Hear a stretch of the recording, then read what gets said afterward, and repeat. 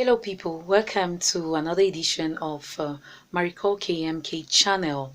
Welcome once again to this platform that educates, informs and entertains. I'm so happy to be with you this day. I hope you all are doing great. As for me, by the grace of God, I'm fine. Now, before we begin real business, I'd like to call on all of you who are just joining us to please subscribe. Subscribe on our channel, share, like, and comment on our platform. Now, we are going to continue talking about something you already know, but you surely haven't really paid attention on this particular aspect. Welcome to the second part. That's part 2 of how to call the private parts of children. How to teaching the children on how to call their private parts. This is part 2. Yes, because many parents, after our previous episode, many parents tried to contact us and made us to understand that they want it really deep. Before I go really deep, I want to call on the attention of everyone that it's possible for you to do your publicities on our platform. We're going to be sharing a lot of experiences. Yes, that's what makes it interesting, right? I know many of you like gist. Like me too, I like gisting. Now I'm going to be sharing this story to you about a mother who gave us her story, experience on when she was seated. One day, she was seated at a park and with a group of moms like her, she was seated at the park. And this is what happened. They were chatting, they were chit-chatting while their kids were running about. And what happened is that along the line while they were chatting, somebody made mention of the fact that how do you call your child's private part? How do the children even call it back to you when they want to refer to it? All right. And now it became interesting. This mother told us that, in fact, she confided in us that many parents called a varied number of names. She even heard some mystified names, or others, names that she's never heard even before in her life. And that is the reality about this. Now, why do we keep veiling the name? Why do we keep veiling the name? For the girl child, you say vagina. Some parents will say pipi. But the real name is vagina. For the boy child will be penis. Now, what are we scared of? Why don't we want to call the names? Now, the advantages, or I'll talk about the importance, especially of giving them the names, the real names. This is it. This is the reason. There are a lot of reasons for parents to shy away, first of all, from such conversations about the private bodies. It's awkward and uncomfortable for many parents, even for us as adults. Yes, and when we aren't sure what to say or when and how to say it, it's easy to put off the conversation. That's it. There are, however, some very important reasons not to hesitate to have the conversation. Firstly, your kids will learn about their private parts and eventually sex, and much earlier than you'd expect. It's better that they learn correct information from you instead of their friends. Yes, I think we said that in our episodes, in our early episodes. Now, either they'll go and learn through movies or TV shows. Children learn and follow the unspoken rules of your home. If you've taught them they cannot speak about the private areas of their bodies, they may interpret this as there being something shameful about it. They will not feel free to ask you questions, share with you concerns or problems related to their body, or feel comfortable letting you know if someone has behaved inappropriately regarding theirs or other private parts. As children grow, they will need to know not only the names of their private parts. Take note, not only the names of their private parts. They equally need to know that it is a no-go area. It has boundaries. It has boundaries that they and others must respect with regards to those parts. If you've never talked about private parts in your family, you won't be able to communicate those boundaries. Studies have shown that children who know the proper names of their genital organs are less likely to suffer sexual abuse. Did you hear that? I heard it. I hope you caught that one. We don't know exactly why that is the case, but it is perhaps that parents who have communicated the names of the genitals also have protected their children against victimization in the process. Your kids need to know that you are trustworthy and capable of answering any question or addressing any problem they may have. As I tell my kids, trust is earned. So you too should take note of that. Trust is earned. Being willing to have even the awkward, trust is earned. Ladies and gentlemen, we're going to stop here for today, hoping that you've learned something. Yes, it's important because the more you talk to these children, the more they will feel free to talk back to you whenever they are victimized, whenever they have been threatened, wherever they feel insecure, they will feel very comfortable to come towards you and say, Mommy, I have a problem with my vagina. Mommy, I have a problem with my penis. Mommy, someone tried tampering with it. That is how you help them. Tell them the names, because eventually, whether you like it or not, they are going to grow older and they will get married and they will learn to know sex.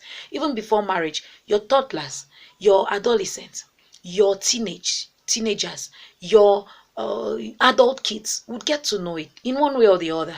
So please don't take this to be a taboo. Parents, don't shy away from this part. Call the names. Call it the way it is. I said earlier in one of our uh, early episodes, that call a spade a spade. Why not just learn how to call a spade, dear viewers? Mesdames et messieurs, voilà ce que nous partageons avec vous ce jour et hyper important pour tous les parents. Alors, nous parlons de ces parents qui ont souvent honte d'en parler. Donc, ils utilisent d'autres mots pour appeler la partie intime de leurs enfants. Alors, ça devient extrêmement compliqué pour ces enfants. Pourquoi? Parce que on donne l'impression que c'est une partie qui, ma foi, est comme un endroit où on ne devrait pas franchir. On ne devrait pas parler. Pourtant, ça fait partie de leur corps. On devrait commencer par leur dire que pour le garçon, c'est le pénis. Pour la fille, c'est son vagin. La partie intime, l'appareil génital. Alors, on devrait aussi procéder par leur faire comprendre que ce sont les parties intimes. Pourquoi intimes? Ça veut dire que personne, c'est pas tout le monde qui a accès. C'est pas tout le monde. Alors, il faut aussi préciser que c'est maman, c'est papa et le pédiatre qui peuvent avoir accès. Et ça dépend des moments. Voilà, le pédiatre parce que c'est le médecin des enfants. Et ça, c'est pendant les consultations. Pas pour dire qu'on va passer le temps à tripoter les enfants. Non. Si vous empêchez ces informations, vous empêchez vos enfants d'avoir ces informations, vous serez en train de tuer à petit feu ces enfants qui sont encore très, très innocents.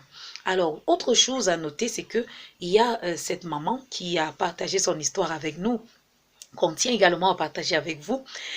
Histoire intéressante. Alors, cette maman qui a amené son enfant dans un parc de loisirs.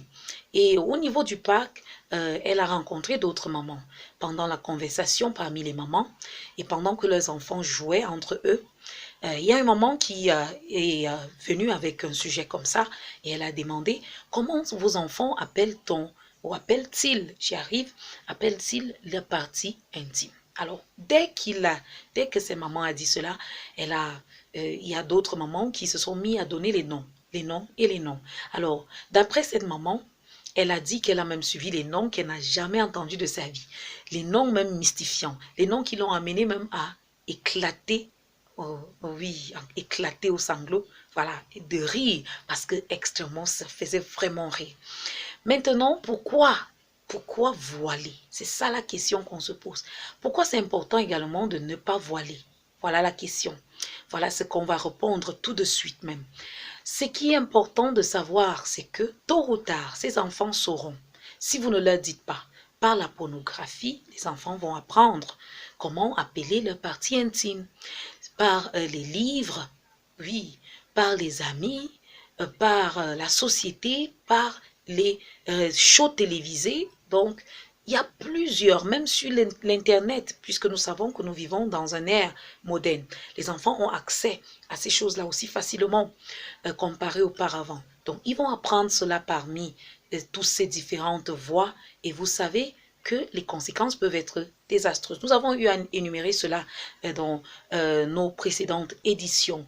Alors, nous avons revenu sur ceci parce que nous avons compris et constaté que beaucoup de parents prennent cela à la légère. Beaucoup ont honte, d'autres considèrent cela comme un tabou. Mais aujourd'hui, nous disons stop, non, Ce n'est pas un tabou parce que le fait de parler, d'en parler avec les enfants, va permettre à l'enfant de savoir que oui, c'est ma partie intime, mais même si c'est ma partie intime, je connais quand même son nom. C'est important, non? Oui, je connais son nom, premièrement. Deuxièmement, je respecte cette partie-là. Raison pour laquelle je ne devrais pas laisser ou permettre à quelqu'un de toucher, de manipuler, de tripoter, sans être mon papa, ma maman ou mon médecin. Et ça devrait être pendant les consultations à l'hôpital. Le pédiatre, par exemple, ça c'est pour les petits enfants, les plus petits.